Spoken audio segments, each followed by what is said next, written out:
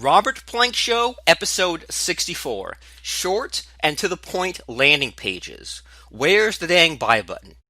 A confused mind never buys, so sell what you sell. Welcome back to the Robert Plank Show. This is the Internet Marketing Radio program where we talk about building your own business and making money from home. The Internet Marketer of the Week is Mr. Ray Edwards from rayedwards.com. This guy has put out a course called The Rapid Writing Method. He's put out a book called Writing Riches. He's a copywriter. He's written copy for guys like Tony Robbins, and he's the perfect example of someone who has a skill, and the skill is copywriting. It's figuring out the words that sell on a web page. And everyone, including you, has some kind of a skill. It might be programming, it might be writing, it might be graphic design. And the cool thing about Mr. Ray Edwards is he's really good at these things called joint ventures. And he's really good at partnering up with these guys, like, say, for example, like Jeff Walker. And I've noticed that he very well absorbs the things that big guys like Brendan Burchard, Michael Hyatt, and Dave Ramsey all do very well, especially with the branding and the unification and having their blog be the center of their business, and then they just update the podcast, update the blog very, very frequently. You buy a course, and in Ray's case, I'm pretty sure that when you buy a course in rayedwards.com from that blog, your download access is still on that same website, rayedwards.com. And I mean, that's been the dream for me. I'm not sure that's really too possible, but to be able to unify everything all under one roof is a pretty kick-ass thing to do. And what I usually do personally is if I have a new idea for a course or software product, I create a brand new members area, a brand new sales letter for all that. And then I tell myself I'm going to go back and connect it all together later, and I never do. But Mr. Ray Edwards, he has it all connected. And the ideas he has, they're all, proven and tested and tried and true things. And they're things that a lot of time I've heard about, but they're presented in a new light. I mean, what really frustrates me is with a lot of internet marketers, the things that they teach are just rehashed Dan Kennedy, rehashed Tony Robbins kind of stuff. And every now and then there's something that a internet marketer claims they invented or claims to teach, and it's from me. So that's kind of trippy and that's kind of weird. But the cool thing about Mr. Ray Edwards is he has his own ideas, and even the things that didn't come from him, they've been fleshed out, so now they've been made his own, if that makes sense. And he put out a book called Writing Riches, which I bought years and years ago, and I opened up this book about copywriting, and guess what? There's a chapter about headlines. There's a chapter about bullet points. There's a chapter about email copywriting. There's a chapter about website traffic. What a concept, right? For years, I was held back with writing a book because I always thought that I had to come up with these clever stories. I had to, come up with a story bank, so to speak, of 50 or more different stories about my childhood and ways I failed and ways I succeeded, and mix them all together and switch from the parable to the teaching. And then I found this guy Ray Edwards book, and it just teaches copywriting chapter by chapter in a sequence. What a freaking concept. So, Internet Marketer of the Week, Ray Edwards. We're talking today about internet marketing. The world's largest taxi service owns no taxis. That's Uber. The largest accommodation provider owns no real estate. That's Airbnb. The largest retailer in the world has no inventory. That's Alibaba. The most popular media company creates no content. That's Facebook. The largest movie house owns no theaters. That's Netflix. And the largest software vendors don't write the apps. That's Apple and Google. So maybe there is something to this doing business on the internet thing, because guess what? It means you don't need employees. Sure, you can have freelancers, but you don't need to deal with employees, real estate, all these startup costs. You just make a website and sell a bunch of money from your software program, your app, your course, your book, whatever. Henry Ford said that you can't build a reputation on what you're going to do. He also said failure is the opportunity to begin again more intelligently, and quality means doing it right when no one is looking. We're talking today about making very short and to the point landing pages, because you need to keep putting things out continuously. And putting things out and making new websites doesn't mean that you have to be balancing or juggling all these projects or having a bunch of half-finished ideas.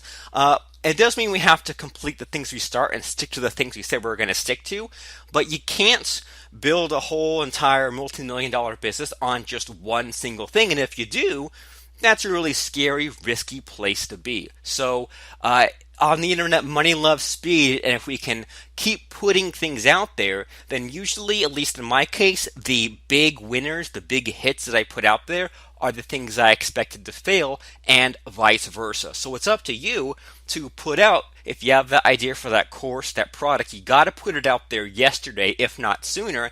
And the best piece of advice when I was just about to launch stuff and I kept second guessing myself was that shorter sales letters are better. And this was at a time when everyone said you have to have a 50-page long sales letter with 300 pages of testimonials and 20 video testimonials on top of that. And then as soon as a few people started to say, really all you got to do is put up a sales letter with a headline and 10 bullet points and a buy button, I thought, really?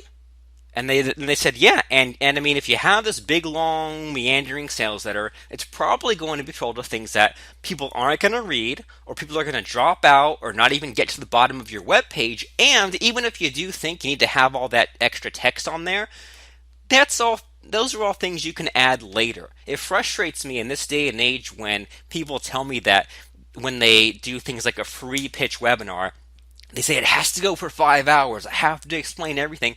Well, no, you don't. If you're trying to make money, trying to make a sale, all you have to do is explain the most exciting things, the things that get people to buy the most, that turn people on the most, and you don't have to list every possible thing your course or your app can do. And many times, if you list too many things, then you'll talk yourself out of a sale and open up too many buying questions, and then that's not what you want at all. You're putting in more work to make less money. So there are a lot of common cop-outs when it comes to people putting stuff out there. And just to make sure we're all on the same page, what I want you to have is a membership site, right? Somebody pays you money, and they get access to some kind of a download area. If they bought a piece of software from you, then that download area includes a download link and some videos. If you have a course, for example, a course on getting a book published on Amazon, then that membership site is filled with videos and checklists and reports and things like that on how to get that task accomplished. That's a membership site. That's where someone pays you money, they get access to this thing. But how is someone going to pay you money, or why will someone pay you money if they don't know what the heck it is they're buying? That's where the sales letter comes in. A simple web page, and if all that web page is a blank white page that looks like a piece of paper with some giant headline and some bullet points and a button, I'm sure you've seen web pages that look that way, well then that still does the job. That still gets the job done. And many times adding too much stuff to a sales letter, especially giant logos or giant header graphics, decreases the conversions, decreases the number of people who will buy. So simple and ugly usually sells the best. So that's called a sales letter. You need to have a membership site and a sales letter. Okay? And then in the membership site, you create a product, make videos and things like that. But I mean, if you just have those things, those pieces of your business, that would be a way to make you money, right? Then it would be possible for you to make money, as opposed to if you didn't have something for sale, then you wouldn't make any money at all. And this is what frustrates me. This is what frustrates me when I open up my email box and I see an email from someone, and maybe I hadn't checked my email in a week or two, and I say, great, someone's got a course on Photoshop. I want to buy it. I click and it says the offer's expired. Some of these marketers are stuck in what you call launch mode, where every week they have something for sale. Nothing wrong with every week having a new offer for sale, but then they close it off forever, and I'm thinking, but what if I didn't click over until 2 weeks later? So we see cop-outs like that. We see people saying, well, my problem, the reason why I can't get a buy button on there and keep it on there, the reason I can't make a simple sales letter with a headline and 10 bullet points that clicks, someone buys, and then gets access to a membership site, the reason why I can't do it is because, well, I can't decide on a niche. My niche is I want to target everyone in the world. I want to target people with money, because if I make a cool magazine, or if I make a cool weekly site with interviews about how to make more money than who wouldn't want it. I'm going to review all the top affiliate programs and top MLM opportunities, and I'm just going to put my notes into a membership site, and everyone's going to buy it because who wouldn't want to join an MLM? Well, that's not the way you want to go. You want to solve an actual problem, which is what we're going to talk about, in a few minutes from now today. Well, people say, my niche is a certain age group, right? And they confuse a niche with a demographic. Your niche needs to be a group of people who need a problem solved, right? Someone wants to learn language, someone wants to play guitar. People say, well, my niche is young people because they know all this technology stuff and they're all going to want to get my app. And I say, well, the problem with young people is that they have no money and they think they're smarter than you, so they're not gonna humble themselves enough generally to buy the course that you want, right? And if you, let's say that you sold a course on how to get better grades in school, who the heck's gonna buy that? When you were 15 years old, when you were 20 years old, did you buy a course like that? Would you buy a course like that? Heck no. You thought you were the smartest person on the planet, and maybe like your parents would have bought a $10 course like that, but that's about it, right? Well, people say, well, I'm going to target old people. I'm going to target baby boomers because they have all the wealth. Well, yeah, they have a lot of wealth, but not a lot of cash flow. And once again, what the heck are you going to target? Like, I don't know, retirement planning? They're not going to go online necessarily when they could go to an actual financial advisor unless you have your own spin on it, right? Or people say, well, I don't know if I should have a red headline or a blue headline. I'm going to split test it. Well, you don't kind of split test every possible thing out there. You just got to have something out there for now. And so many people, when either they say they're going to split test or if they ask, what should my price be? Should I charge $10 or $11? People say split test it. And I mean, the answer isn't split test it. The answer is flip a coin. I mean, usually the answer you're looking for is not split test it. The answer is flip a coin and choose $10. Okay, now I'm going to move forward. I don't need to test every possible thing. I don't need to test the titles of my products. I don't need to test the book covers. Just put something out there and then adjust later if you feel like it. People say, well, I'm not one of those evil marketers. I'm going to provide value and give away everything for free. Well, that's not going to make you money. That's not a real business. People say, I'm still learning or I have an idea, but someone's already done it and you can have your own unique spin on it. I have an idea, but I'm waiting on someone else to do it for me. I'm going to partner up with someone and I'm going to delegate and I'm going to take the idea and someone else can do all the work. And we're going to split it 50-50 because I'm the guy who has the ideas. Someone else is the guy who does all the work. Well, that's not the way it works. You're going to have to provide a little bit of your own besides just an idea. And if that means put together some videos or make the copy or put up your own money to hire a programmer, that way you don't have to cut someone in on your business, you have to deliver some of your own stuff, and an idea is not worth what you think it is, especially because your idea has been done before, and if it hasn't, you're in trouble. But if it's been done before and now you build a better mousetrap, you create a better solution.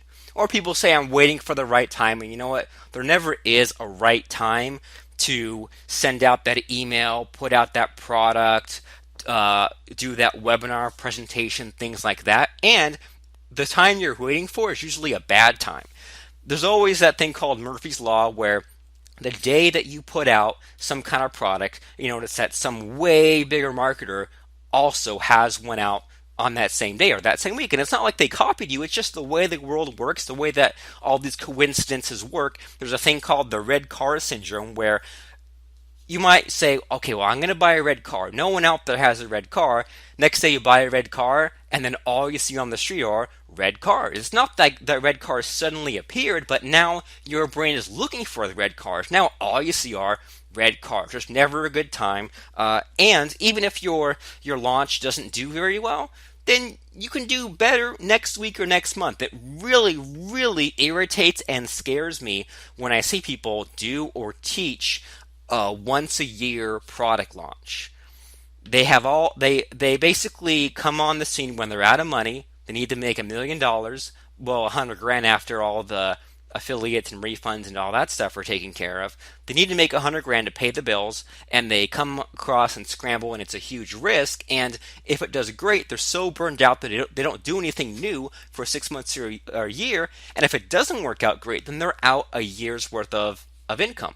That's not a good place to be. A better approach for me is the rapid fire method. It's have an idea, make a product, put it behind a download page or membership site, put a sales letter on it, email for it, and then usually you're going to have to adjust the marketing or adjust this or that, make some money, and then if it's a proven seller, do it again and again. But if you get tired or bored with it, then the next week or the next month, put out some other offer, and you can get back to it. Like, you don't have to commit yourself to only being a one product business, and you also don't have to commit yourself to being a new product of the week business. You can put out different things and come back to it again and again. We do that with our Backup Creator WordPress plugin that now protects almost 100,000 sites. Should I get an exact number? Sure, why not?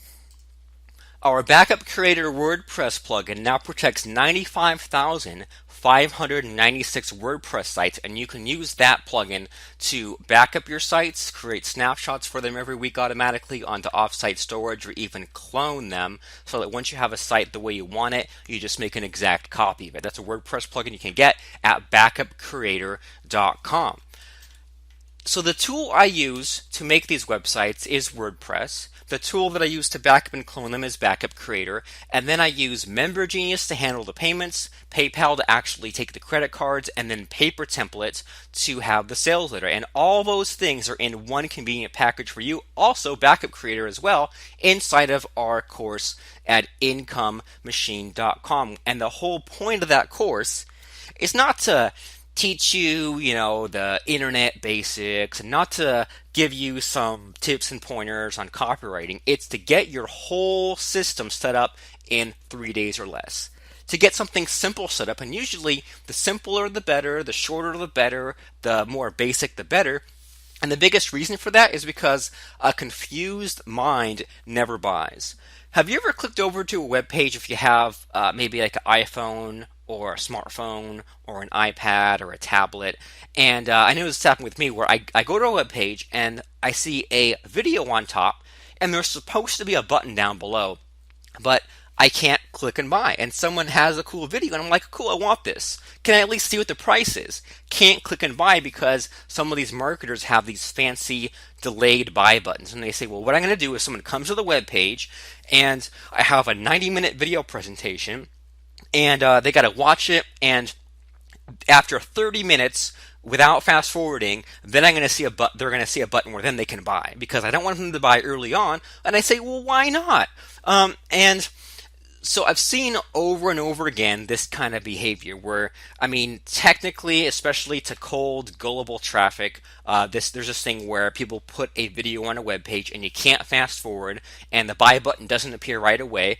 And to some traffic, it's depending on the niche, like cold traffic or the traffic that's already on their own list, the traffic that loves them or whatever, like a certain small percentage of all their people, for some reason, buy more if the video cannot be fast forwarded and if the button is delayed. They go to a web page, just the video, cool, nothing to buy. Then after they get hooked, so to speak, then the button appears. So this works sometimes, but as far as when I'm trying to buy, I can't buy. And I know that some of you are losing sales because of this goofiness, because of the delayed buy button, because of the non-fast forward video. And I've seen launches where people had a non-fast forward video and it was like 2.5 hours, and all there was video, couldn't fast forward, button appeared. And then the next day, I noticed that now the video you could fast forward.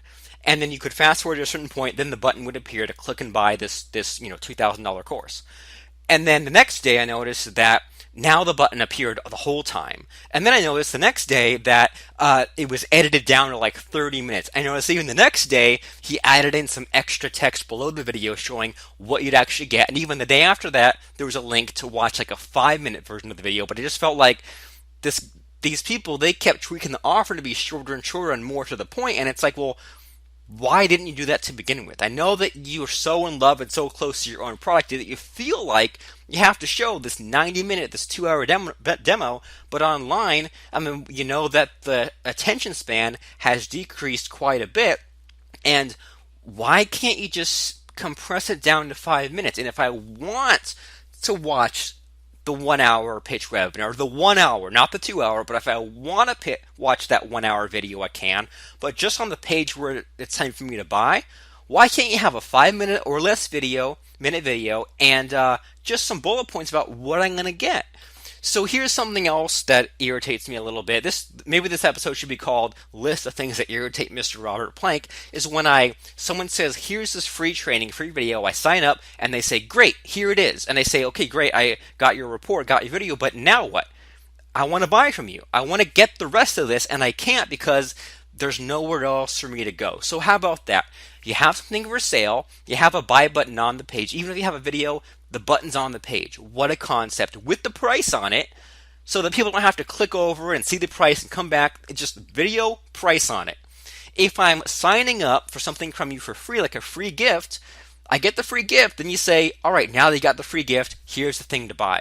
And in Income Machine, we have you connect all these pieces like this, so that if you have something for sale, you have something for free, they're not two separate things, right? Someone goes to your webpage, and the structure we recommend you have is you have just the .com of your site. You should always register whatever the name of your site is .com. We have incomemachine.com. We have backupcreator.com. Someone goes to backupcreator.com, that's the place they can go and buy right away. And that's what we want. We want if someone is searching on something like Google for what we call a buying keyword, if they look for like cheap WordPress backup plugin, or buy WordPress backup plugin, or best WordPress backup plugin, or clone WordPress to Dropbox, they're ready to buy, at least I assume. So I want them to click from Google search results, go to the web page, and buy. And usually, despite what a lot of marketers tell me, my sales letters rank higher than my blog posts and my videos, no matter what I do. The sales letters rank higher. So that's the structure there, is that the .com is the place to buy. Then we tell you to have an opt-in page at your .com/free, like backupcreator.com/free. I'm not sure if we have one exactly at that site, but that's the recent structure we've had. And sometimes we like rename stuff or take stuff down, but yoursite.com/free is that opt-in page. Headline, 3 bullet points, call to action. Here's where you sign up and fill in the form to get your free thing. So someone goes to whatever.com/free, fill in their stuff, they end up at whatever.com/secrets, and that's the thank you page, the download page for their free thing.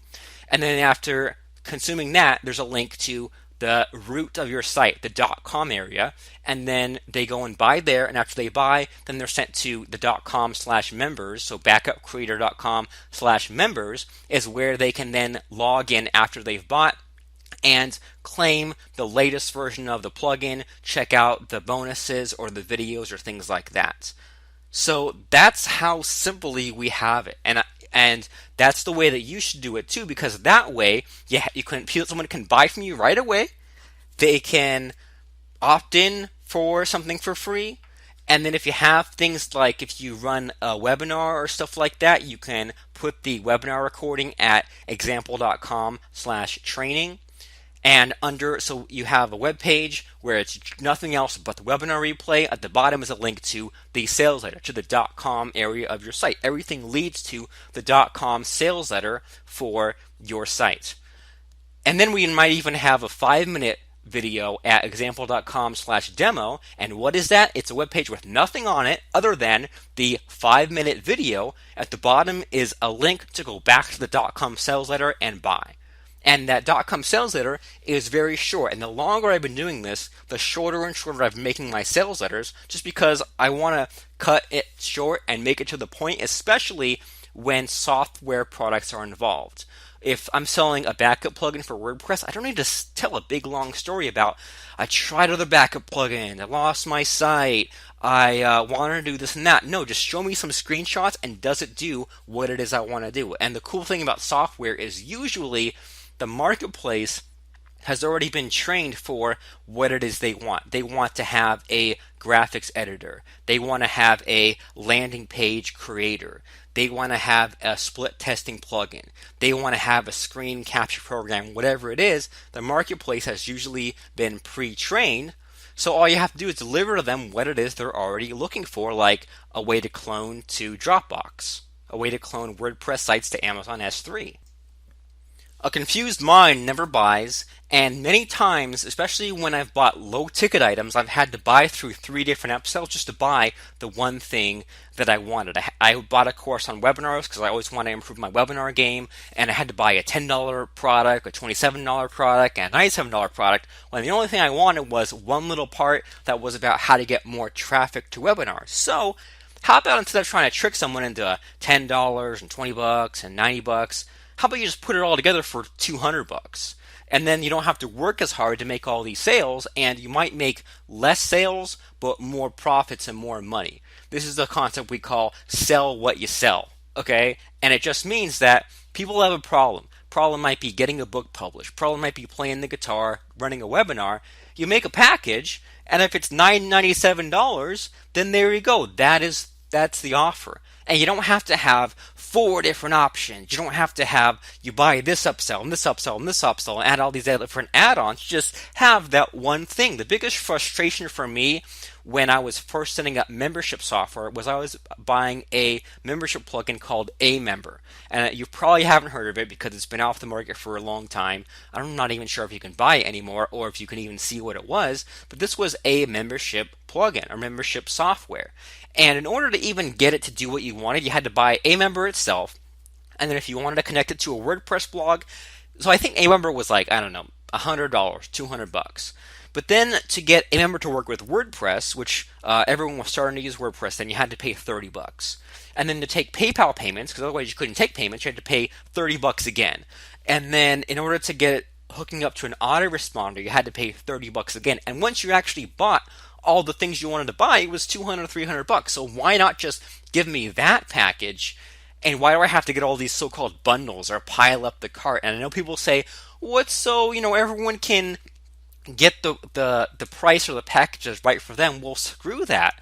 I mean, if you ever bought, say, a Dell laptop or a Sony laptop, you have to say, okay, well, do I want to get like the model K8Q7 or the K8Q9? Or when I bought a laser printer a few years ago, I had to decipher all the numbers, and the printer I thought was the best because it was the highest priced one.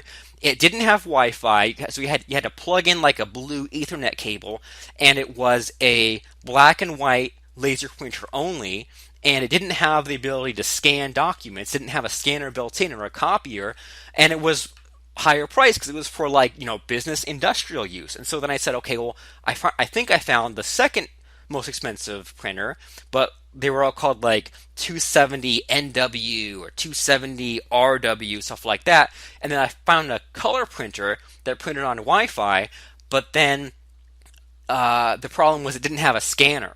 So, and I think like the cheapest printer was the one that actually did all the stuff you wanted. It had Wi-Fi, color, and a scanner, but I just wanted the best printer.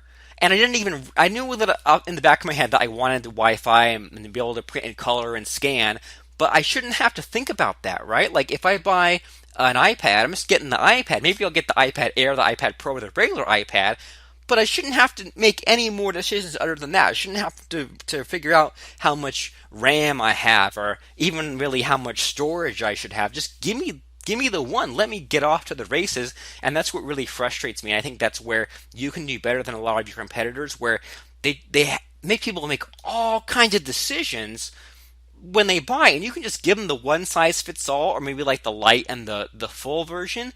But I mean, why do you have to make people decide if I want to print in color or have Wi-Fi or have a scanner? Just give me the closest option, okay?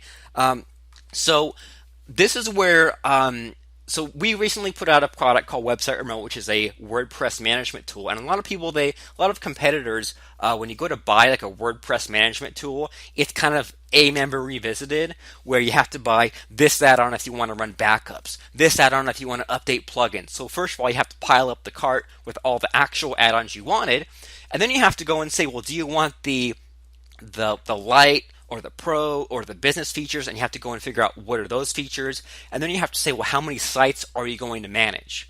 Do you want to update 10 WordPress sites or 12 or 15 or 500? I don't even know. Just give me like a close enough option. Uh, and then they say, well, now do you want to pay monthly or yearly or biweekly? I'm already like 20 options in. Can't I just get just two choices or three choices, and then I can adjust from there? And even when we put out our website remote plugin, we wanted to try different things. I wanted to try a trial period. I wanted to try smaller sized packages where someone pays yearly. And let me just pull up website remote. I'm probably going to regret this because in a couple years you're going to listen to this and we'll have increased our prices. But let me tell you right now the pricing structure that we launched at least. So we launched this website remote multi WordPress site management tool. And if you want to manage 50 sites, it's $17 per month, $17 every 30 days to manage 50 sites, to be able to one-click log into these sites, add plugins, update themes, update WordPress, all that good stuff. 50 sites, 17 bucks a month.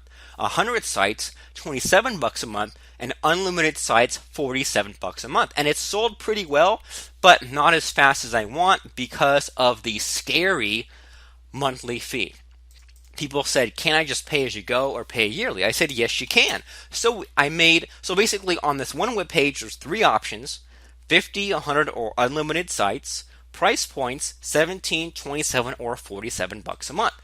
I didn't want to have a sales letter with 20 different buying options, so I made a copy of the web page, and I put this at websiteremote.com/yearly, and I said, well, let me make three buttons where someone pays one time, right? Not a recurring button, but after a year, they will have to renew. And I wanted to make the prices a little more expensive, like 10-20% more expensive than the main offer. And so this ended up being 5 sites, 10 sites, or 25 sites for 27 bucks, 47 bucks, or 97 bucks. And that's technically per year, but it's a one-off payment. After a year it expires, they have to go and renew. So if you do the math about what people would pay in those monthly choices across the year, the math kind of works out. And then I also wanted to experiment with a trial offer. So at websiteremote.com/trial, I set up again the basic web page and 3 options, and this is where we have a 99 cent for 7 days offer. So this is almost identical to the front page where we have 50 sites you can manage, 100 sites you can manage, or unlimited sites you can manage. And this is where it's 99 cents for 7 days, and then $17 every 30 days starting when the trial period ends. And then same deal with the other options. So 50 sites has a $1 trial for a week, then 17 bucks a month.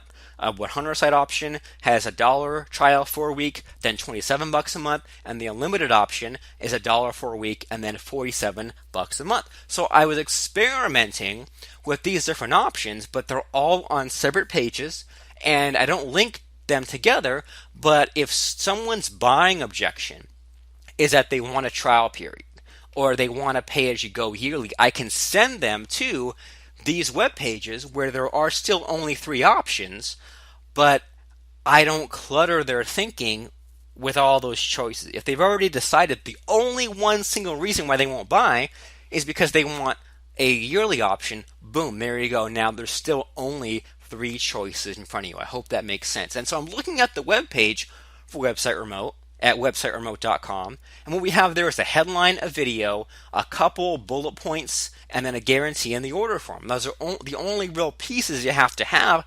So don't get caught up in thinking you need to have a big long story, a bunch of testimonials. That's all nice to have stuff, and that's all stuff that you can do without, and you might not even need going forward.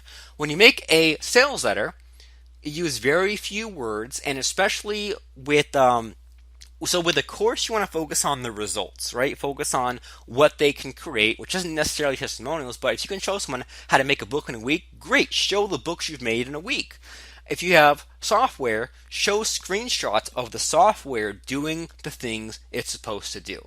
We said before that when you make an opt-in page, something they give away for free, so don't make a big long thing. You have a web page like we might have at I think doubleagentmarketing.com/book is one off the top of my head, where I give away my book called Double Agent Marketing. You have a headline, you have 3 bullet points, you have a call to action basically saying fill in the form right now below, and then a form to fill out. No video if you know what that is, no testimonials if you know what those things are. Those things all distract from the 10-second decision of filling out an email opt-in form to get a free gift, and then it sends them off. Once they claim the free gift, it links them to the sales letter to then buy. So we got to keep it short and to the point, sell what you sell, and keep it shippable. So here's your 6-part plan to create a short and to the point landing page. Step 1, make the buy button first, because if you have a web page with nothing else someone can do but click and buy, that's something. Right? If you meet someone at a conference or tell someone one-to-one, here's the place to go and buy, they could technically go to that webpage and buy. Step 2, add the headline and sub-headline above the buy button. That takes 2 more minutes, and that way at least someone knows what the heck they're clicking and buying. Then step 3, add an offer stack above the button but below the headline. And this is just a list of bullet points of what's in your package, whatever the heck that is. Then number 4, flesh out bullet points about what you want in your product. We can call this the dream product, right? Don't make the product first. Don't make the course first. Make the sales letter first. If you're going to make a course about playing guitar, well then what videos are you planning on having? At least that way the sales letter part's done. And every time that I've made the sales letter before the product and then I've matched the product to the sales letter, I've had a lot more fun, and it's been a lot more impressive, and I've maybe stretched myself a little more when I make the sales letter first. And if you want to add a short story and you want to add quick transitions to the sales letter, you can, but then make the product after all that. And what's cool about that is that the sales letter becomes the outline for the product you're about to create. And if you are really short on time, you can go to a site like master-resell-rights.com and put in what's called a PLR placeholder. Grab the rights, buy the private label rights, the PLR, to an existing book or video course and put it on your download page, and then add on to that or replace the existing videos that show how to play guitar with your own better videos. But at least that way, if you had to sell it today, you could. Now, some quick questions that always hold people back from putting out their short landing pages.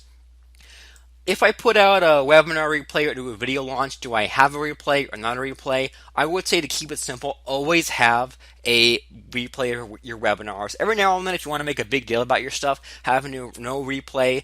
But I mean, if you put out a live pitch webinar and it does pretty well, wouldn't you want to keep the train rolling? I think so.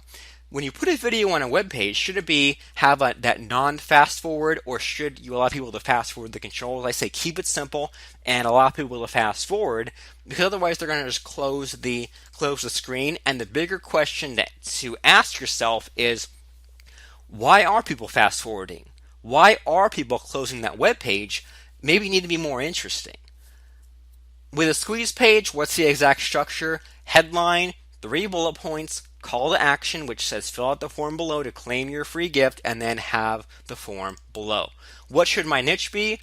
There's really only 3 categories of niches: healthy, wealthy, and wise. How to get better health, how to make more money, and then how to learn or discover or get better at a skill. So if your niche isn't solving something like one of those 3 things, healthy, wealthy, or wise, you're going to be really fighting an uphill battle for what you create. So once you have an idea for a niche and a problem to solve and a way others have tried to solve it but you can be better, now what product do you create? Will you solve an actual real problem, a desperate problem people are willing to pay money for, that's easy for you, tough for others, that they're willing to pay money for, like we said, that's repeatable in a checklist form, but there's still enough wiggle room for someone applying your system to be creative on their own. So if I sell a course called Income Machine about how to make a web page, I'll give you the mechanics, I'll give you the case study of how I did it, but now you can apply your own unique niche, your own graphics, your own stuff to that existing system. There's a rigid structure, but you can have creativity within that structure. And finally, it gets them to a stopping point and delivers a fast result. So a lot of stuff packed out of that, but you want to solve an actual problem that's easy for you, tough for others, that people are willing to pay money for, that's repeatable in checklist form, but there's still wiggle room for creativity, gets them to a stopping point, and delivers a fast result. I read something recently from Jonathan Wells from AdvancedLifeSkills.com that says there's 5 dimensions of knowledge. There's what we actually know, what we think we know, what we would like to know, what we don't need to know, and what we used to know. So I'll repeat that.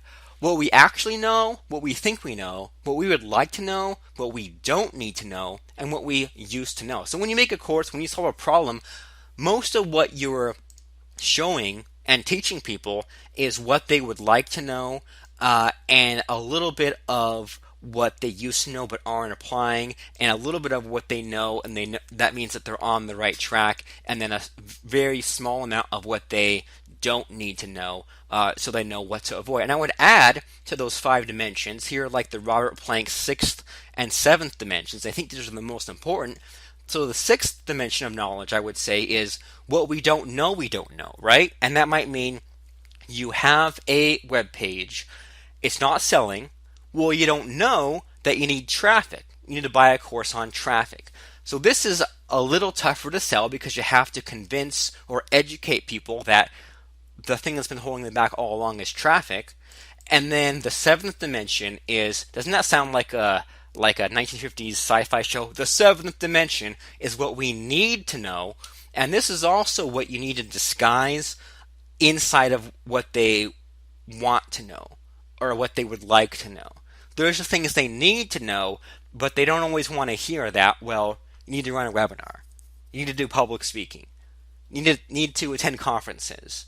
They don't want to hear that, but you can sneak it in inside the fun stuff. So once again, 5 dimensions of knowledge from Jonathan Wells. What we actually know, what we think we know, what we'd like to know, what we don't need to know, and what we used to know. And the 2 Robert Planck editions are what we don't know, and what we need to know. Moving right along, you don't need testimonials to launch your product. I always hear about this. People ask about, well, should I get testimonials? How many? Should I trade testimonials? Should I give out review copies? Well, no. Here's my problem with review copies. First of all, is if you broadcast to your email subscribers and say, I have this product coming out, can I give you a free copy? Well, you're missing your biggest sales. You're missing your sales from your best people, and then you're going to shoot yourself in the foot. And when it comes time to actually make some sales, you're now training them not to buy. That's not good. So don't let testimonials hold you back from launching, especially because, well, what are testimonials doing? They're just providing proof. They're just talking people into buying. So you should probably just have a stronger proof element like screenshots or your own results. Don't have review copies, but what you should do is after people buy, put them on a buyer's list and have your sequence after a week or 2. Ask them how they like it. Because what happens, someone can reply to your email and say, well, I liked it, it was great, and then you respond back and ask them just 3 questions. Questions like, well, if it's a plugin, where are you using it? If it's software or a book, you ask them what drew you to it, like why did you buy this one in particular, or what was your favorite part? And if they answer those couple things, you can string together a testimonial for them, ask them if it's okay, put it on your webpage, add their URL on there if it's applicable, or their city and state. Look them up on Facebook by pasting their email address in the search bar in Facebook. Usually you can find their account there, grab their picture, and then say, is it okay if I put this on a web page? Boom, there you go, testimonial after you launched it. And then, do I need upsells? Should I wait till I have 3 or 4 upsells? Well, this is another goodie, another nice to have that you don't need right away. And the problem I see with upsells is people get lazy and they just add something bigger, right? They say, well, I'm going to sell my backup plugin, and you can only use it on 10 sites. But then after they buy, then for double the price, you can use it on 50 sites. Well, that's okay, but how about the bigger picture, right? How about, well, you buy this WordPress management tool, but the upsell is a backup plugin as well. Or maybe if you sell like a screen capture software, okay, so that's the front end sale, but the upsell could be extra, backgrounds and sound effects, or a done for you service, or green screen materials or stuff like that. But the upsell shouldn't just be bigger; it should be the larger world, the bigger picture stuff like that. It might be if you sell a pop-up plugin, the upsell is a list building course, not just more of the same stuff, not just you can sell resale rights to this exact thing you bought. How about you go for the bigger picture? And finally, as for winding up today's call, which is called short and to the point landing pages, where's the dang buy button? A confused mind never buys, so sell what you sell. Here are 4 attributes I just thought of a few minutes ago that should be running at all times in your head. There are new things coming down the pipeline, follow through, self-actualization, and creativity. Let me unpack these for you, because if you have all these things, and not necessarily all 4 of these things in, so to speak, balance, but all 4 of these things running all the time, it'll be almost impossible for you to fail. New things coming down the pipeline, follow through, self-actualization, and creativity. The first one, new things coming down the pipeline, there's no such thing as luck. And usually your first product or 2 is not going to be a slam dunk, but the more you do, the better you'll get. Scientific studies have disproved luck. There have been university experiments where they took groups of people, put them in separate rooms, and flipped coins, heads or tails. And one group thought good thoughts. One group thought they were lucky, the other group didn't. And guess what happened? Flipping the coin in both rooms yielded the exact same results. So you have to just keep putting offers out there, promoting them, and then some work, some don't. Now, follow through. You have to finish what you start. This means 100% focus. This means putting out a minimum viable product. So the first version of Backup Creator, the first version of Paper Template, the first version of Website Remote we put out there with just the bare bones basic features. We wanted to add more stuff, but I wanted to make money from it first. Then I could add stuff, then make more money. We iterate through and debug, which means get all the kinks worked out, get all the errors out, and then refactor, which means that we get the behind the scenes system working better. Number 3, self-actualization. The more you put out products and offers and things like that, you'll be able to get a better judgment and know the difference between a lost cause kind of product, an offer you have that's close but needs some tweaking, or a home run that you should keep rolling out there. So I mean, Backup Creator is the best example where I still don't understand to this day why people buy Backup Creator, but it's a hot seller, so I'm going to keep on improving it. I keep wanting to put out things like maybe like a security plugin or something like that for WordPress, but that might not be a big seller. And that is something to make a simple version of that at some point, see how it sells or see why people buy it, and then go for those features more. Maybe that means when I sell a security plugin later on, I'll share scary statistics about, how people get into your site, or maybe they use a security plugin to make the site run faster because all these bots hit the site, slow down the site. I don't know why people buy until they buy. And the reasons they say they might buy or will buy or do buy aren't usually the actual reasons why they buy. And then finally, creativity. We need new ways of solving a problem bigger and faster while working under limitations. So when I put out a backup plugin, I want it to do all this cool stuff, but also do it fast and also run on as many websites as possible. So there's a trade-off there where if I pile in all these cool things, then it might not work on some websites, or it might run slower, so I have limitations to work under, and I usually end up finding really interesting ways of solving all these technical issues where the competition's backup plugins don't work, and ours do on a lot more sites than theirs do, because I've been forced to be more creative in solving these problems. And you might be finding ways to make old, tired concepts new and exciting to prospects. As far as I know, I was the first person to teach speed copywriting or pumping out sales letters quickly. Nowadays, a lot of courses focus on fast, but a huge breakthrough I realized years and years ago was that people taught this thing called copywriting, making a web page, making a landing page, and they'd say things on their sales. They're like, well, by the end of the second month, you'll have a start on your first sales letter. I'm like, no, let's do it in an hour. I talked about my frustrations with a membership plugin called Amember, and then a new membership plugin came out one year, and it was just everything was all built in one package. I installed one single WordPress plugin, and then cool, now I have my membership site done. So those are ways to solve a big problem in new ways that other people don't solve very well.